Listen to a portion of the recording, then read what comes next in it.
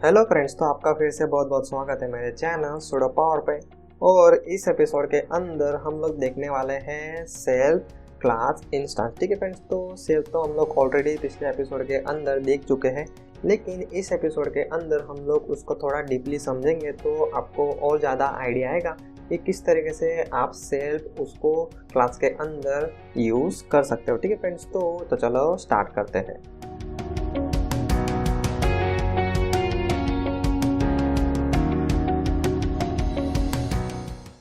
तो फ्रेंड्स, सबसे पहला चीज व्हाट इज सेल्फ। ठीक है फ्रेंड्स, तो ये सिंपल क्लास का ऑब्जेक्ट आप बोल सकते हो और उसको प्रोग्रामिंग के थोड़े टेक्निकल लैंग्वेज के अंदर उसको हम लोग बोलते हैं इंस्टेंस। मतलब वो खुद क्लास ही होता है जिसका यूज करके हम लोग क्लास के जितने भी डेटा मेंबर और मेंबर फंक्शन होते हैं वो हम लोग क्लास के अंदर कुछ मल्टीपल टाइम एक्सेस कर सकते हैं। जैसे आप यहाँ पे देख सकते हो क्लास के जो डेटा मेंबर है नंबर 1 नंबर 2, उसको मैंने ये जो क्लास की दूसरी मेथड है उसके अंदर यहाँ पे यूज़ किया है नंबर 1 और नंबर 2। ठीक फ्रेंड्स, तो इस तरीके से जो क्लास के जो डेटा मेंबर होते हैं, डेटा मेंबर मतलब ये उसके वेरिएबल और ये जो फंक्शन है ये भी आप यूजिंग सेल्फ यूज़ कर सकते हो। और इसका एक डिफॉल्ट सिंटैक्स है कि आप क्लास के अंदर जो भी आप मेथड बनाओगे, जो भी आप फंक्शन बनाओगे, तो फंक्शन का जो पहला पैरामीटर होता है वो होना चाहिए सेल्फ। ठीक है फ्रेंड्स, तो वो ऑटोमेटिकली इंस्टेंस क्रिएट हो जाता है सेल्फ के अंदर, खुद एक क्लास की एक अलग से कॉपी बन जाती है। ठीक है फ्रेंड्स, तो अगर क्लास के अंदर ही आपको उसके डेटा मेंबर, उसके मेंबर फंक्शन वो सब अगर एक्सेस करना होगा तो उस केस में हम लोग को लिखना पड़ता है सेल्फ। ठीक है फ्रेंड्स, तो विदाउट सेल्फ आप उसके जो डेटा मेंबर है और जो फंक्शन है वो आप एक्सेस नहीं कर सकते, आपको आएगी एरर। ठीक है फ्रेंड्स, तो अभी हम लोग इसका प्रैक्टिकल देखते हैं तो आपको और ज़्यादा आइडिया आ जाएगा।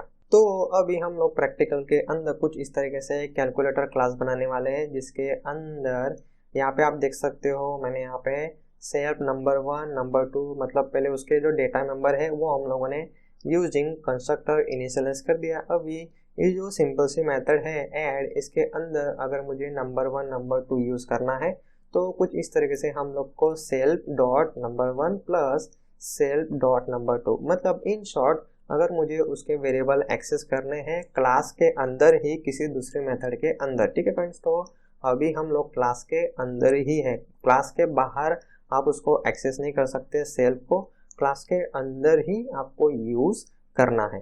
तो उसको जब भी हम लोग यूज करेंगे तो उसका एकदम सिंपल सा सिंटेक्स है, आपको सेल्फ लिखना है और डॉट के बाद जो भी उसके वेरिएबल है फंक्शन है वो आप सिंपली यूज कर सकते हो। उसी तरीके से मैंने यहाँ पे और एक फंक्शन बनाया है सब सब मतलब माइनस करने के लिए, नंबर 1 माइनस नंबर 2 इसके अंदर हो रहा है। और इसके अंदर मैंने और एक मेथड बनाई है ऑल करके, तो इसके अंदर आप देख सकते हो मैंने यहाँ पे लिखा है सेल्फ डॉट एड, उसके बाद फिर इनके अंदर सेल्फ डॉट सब, मतलब ये क्लास की तीसरी मेथड है। इसके अंदर अगर मुझे ऊपर के दो मेथड अगर यूज करने होंगे तो मुझे यहाँ पे सिंपल लिखना है सेल्फ।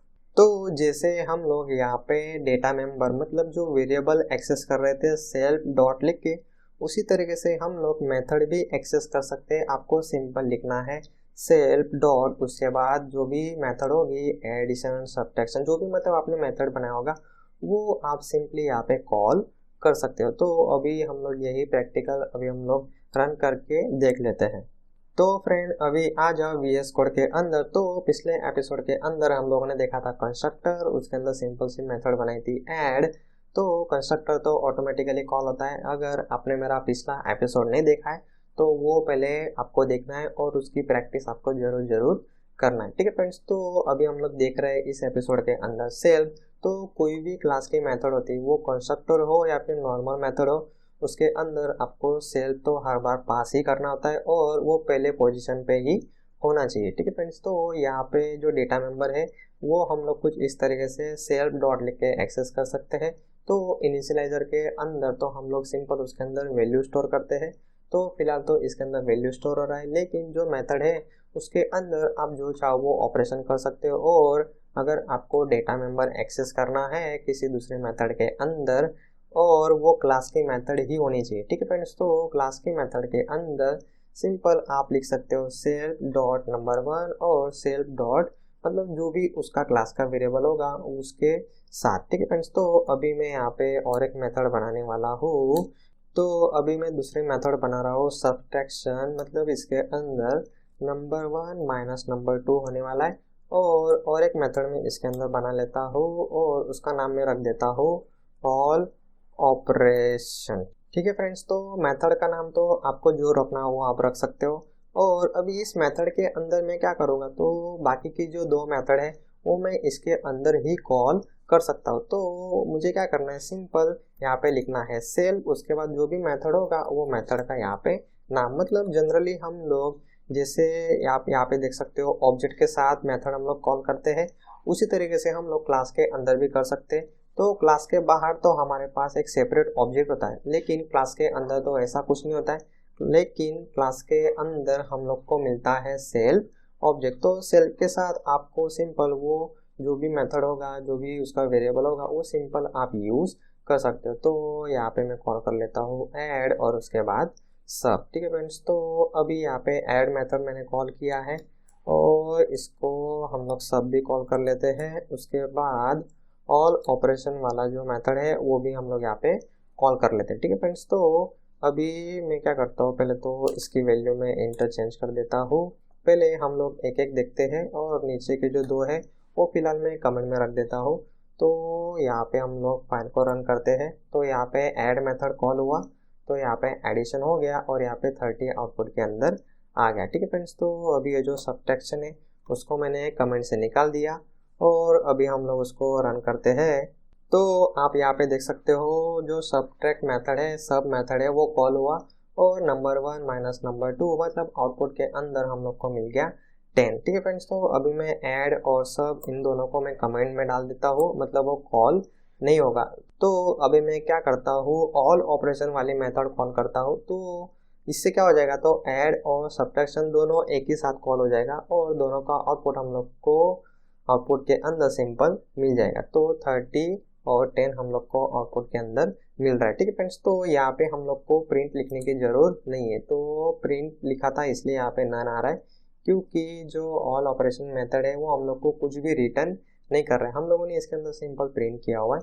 तो फिर से हम लोग रन करते हैं, तो 30 और 10 यहाँ पे आ गया। क्यों आया, क्योंकि ऑल ऑपरेशन मेथड कॉल हुआ और इसके अंदर ऐड और सब्ट्रैक्शन दोनों मेथड हम लोगों ने कॉल किया है। तो दोनों मेथड सिंपल कॉल होगा, पहले होगा एडिशन उसके बाद होगा सब्ट्रैक्शन। ठीक है फ्रेंड्स, तो अभी मैं क्या करता हूँ, तो इन दोनों को अनकमेंट कर देता हूँ। तो सबसे पहले यहाँ पे ऐड मेथड कॉल हुआ, सब्ट्रैक्शन मेथड कॉल हुआ, उसके बाद ये जो नीचे के दो आउटपुट जो है वो क्या है, तो पहले ऑल ऑपरेशन मेथड कॉल हुआ, इसके अंदर पहले एडिशन हुआ, जो एडिशन हम लोगों ने कॉल किया था। उसके बाद यहाँ पे सब्ट्रैक्शन का आउटपुट आया, क्योंकि हम लोगों ने यहाँ पे सब फंक्शन कॉल किया है। ठीक फ्रेंड्स, तो इस तरीके से क्लास के अंदर ही आपको क्लास के वेरिएबल फंक्शन कॉल करना होगा। तब इन शॉर्ट आपको यूज करना है सेल्फ वेरिएबल। ठीक है फ्रेंड्स, तो फिलहाल के लिए इस एपिसोड के अंदर इतना ही। और अभी आपको क्या करना है, तो अभी जो मैंने कैलकुलेटर वाला क्लास बनाया, अभी फिलहाल तो मैंने एडिशन नाम दिया है, लेकिन आपको नाम देना है कैलकुलेटर और इसके अंदर जितने चाहे उतने ऑपरेशन आप इसके अंदर ही रख सकते हो। और इसके जितने भी मेथड है वो सिंपल आप ऑल ऑपरेशन करके इसके अंदर भी आप फॉर लूप चला सकते हो, मैन्युअल ड्रिवन प्रोग्राम आप सिंपल बना सकते हो। ठीक है फ्रेंड्स, तो वो सब आपको ये जो मेथड है ऑल ऑपरेशन उसके अंदर करना है। इसके अंदर आपको सेल्फ का यूज करके उसकी बाकी सारी भी मेथड कॉल करनी है। ठीक है फ्रेंड्स, तो जितना आप प्रैक्टिस करोगे उतना ही ज़्यादा आपको आइडिया आएगा कि किस तरीके से ये सारी चीज़ें काम कर रहे हैं। ठीक है फ्रेंड्स, तो एपिसोड अगर आप एक बार देख रहे हो तो एटलीस्ट आपको 10-20 बार उसकी प्रैक्टिस करना ही करना है। ठीक है फ्रेंड्स, तो फिलहाल के लिए इस एपिसोड में इतना ही। Thank you.